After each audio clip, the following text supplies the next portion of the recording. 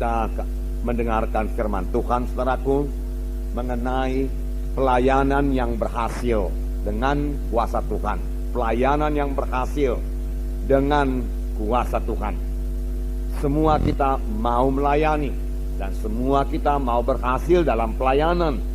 Dan Tuhan, saudaraku, memberikan kelengkapan kepada kita, yaitu melayani dengan kuasa Roh Tuhan. Minggu yang lalu kita mendengarkan firman Tuhan yang berkata, pekerjaan-pekerjaan yang aku perbuat akan kamu perbuat. Bahkan pekerjaan-pekerjaan yang lebih besar daripada ini akan kamu perbuat, sebab aku pergi kepada Bapa. Inilah yang dikatakan Tuhan Yesus kepada murid-muridnya. Tetapi saya percaya perkataan ini juga kepada kita masing-masing, anak-anak Tuhan pada zaman sekarang ini. Kita akan mengerjakan pekerjaan-pekerjaan yang dikerjakan oleh Tuhan Yesus.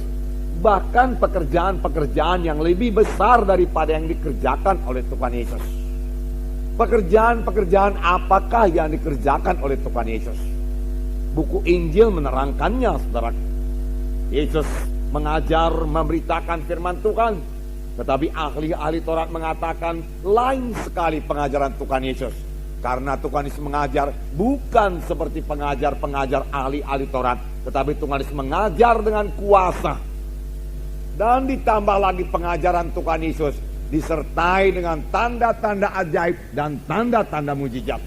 Orang buta melihat, orang kusta disembuhkan, orang tuli mendengar, saudaraku, orang lumpuh berjalan. Inilah pekerjaan-pekerjaan yang dilaksanakan oleh Tuhan Yesus. Dan orang berbondong-bondong mengikuti Tuhan Yesus. Kemana saja Tuhan berangkat mengabarkan Injil, orang berbondong-bondong mengikuti Tuhan Yesus. Inilah macamnya pelayanan yang dikerjakan oleh Tuhan Yesus. Dan Tuhan Yesus sendiri berkata, pekerjaan-pekerjaan yang aku kerjakan ini akan kamu kerjakan. Bahkan pekerjaan yang lebih besar lagi daripada ini akan kamu kerjakan. Sebab aku pergi kepada Bapa. Saya yakin, saudaraku, maksud Tuhan Yesus, walaupun aku pergi kepada Bapa, aku mau pekerjaan-pekerjaan seperti ini tidak berhenti. Dan karena aku pergi kepada Bapa, kamulah yang melaksanakannya. Kamu melaksanakannya bukan dengan kekuatanmu sendiri, kamu melaksanakannya dengan kuasaku yang kuberikan kepadamu. Firman Tuhan berkata. Itu sebabnya, saudaraku, Tuhan Yesus berkata kepada murid-muridnya sebelum dia naik ke sorga, tunggulah di Yerusalem sampai kamu dilengkapi dengan kuasa dari mati. Karena Yohanes membaptis kamu dengan air, tetapi tidak lama lagi kamu akan dibaptis dengan Roh Kudus. Murid-murid tidak mengerti apa itu maksudnya baptis Roh Kudus. Dan mereka bertanya dengan pertanyaan teraku yang berasal daripada cara berpikir manusiawi. Tuhan, pada masa ini kan Engkau membangunkan kembali kerajaan bagi Bani Israel?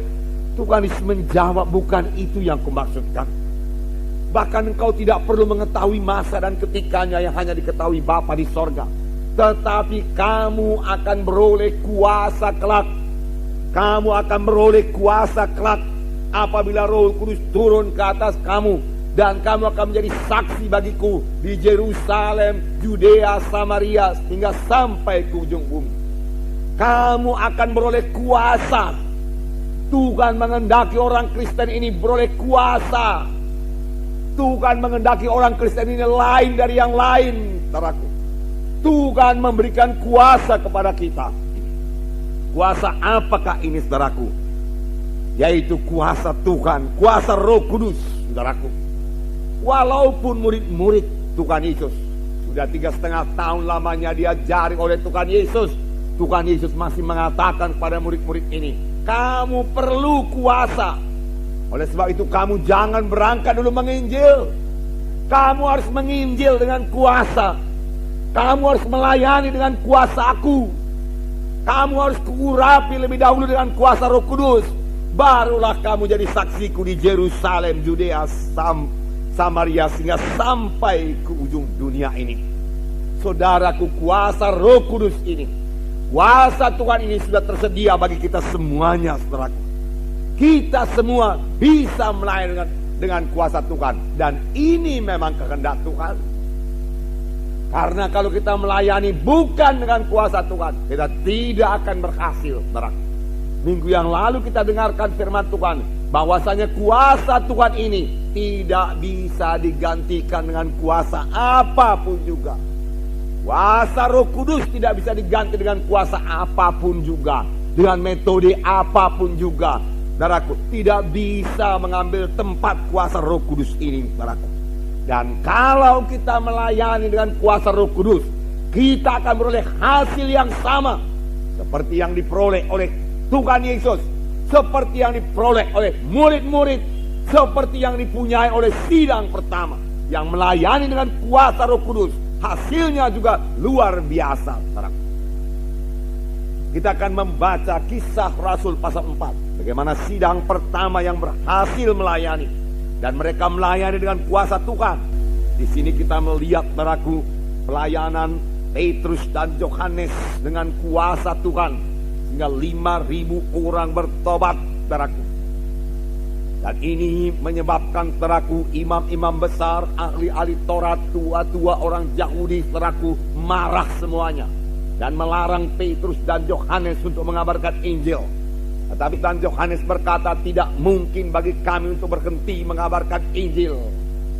Petrus dan Yohanes menang menghadapi tantangan-tantangan itu semua. Kita melihat pelayanannya yang berkuasa, pelayanan Petrus dan Yohanes yang berkuasa, karena diurapi oleh Roh Kudus. Puji Tuhan, luar biasa kuasa Tuhan. Kita melihat, saudaraku, pelayanan Petrus dan Yohanes yang sangat berhasil, saudaraku. Dan nanti akan kita lihat bahwasanya mereka ini melayani dengan kuasa Tuhan. Mereka penuh dengan Roh Tuhan. Pada waktu mereka mulai berbicara, tentu yang dibicarakan mereka adalah Injil Yesus Kristus. 5.000 orang laki-laki bertobat. Ini merupakan satu pertumbuhan gereja yang sangat pesat. Sekarang ini pun masih jarang-jarang kejadian, tetapi bukan tidak boleh terjadi, saudaraku. Bahkan ini harus terjadi, saudaraku. Dalam satu hari 5.000 orang bertobat, saudaraku. Dan kita mengetahui, saudaraku, bahwa dalam pasal sebelumnya, yaitu pasal 3, Petrus dan Yohanes ini berjalan ke bait Allah. Dan di pintu bait Elok dia melihat seorang yang tepok. Dan dia berkata, emas dan perak tidak ada padaku, tetapi apa yang ada padaku, apa yang ada padaku kuberikan kepadamu. Di dalam nama Yesus, orang Nazaret itu bangkit dan berjalan. Lalu dia memegang tangan orang itu, membangkitkan orang itu, dan orang itu berjalan, saudaraku. Apa yang ada padaku, apakah yang ada pada Petrus? Petrus memiliki kuasa Tuhan. Kuasa apakah itu? Kuasa Roh Kudus, saudaraku. Di dalam nama Yesus bangkit dan berjalan. Lalu, saudaraku, orang-orang dalam bait Allah menjadi heran. Lalu Petrus memberitakan Injil yang sebahagian kita dengar dalam pasal 4 ini. Dan akibatnya 5.000 orang bertobat. Sidang pertama sama sekali tidak punya gedung gereja, saudaraku. Tidak, saudaraku. Bahkan mereka tidak punya peralatan-peralatan modern seperti yang kita punya sekarang.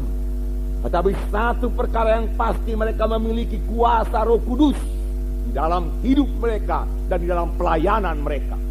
Sebagai akibatnya gereja berkembang dengan pesat, saudaraku.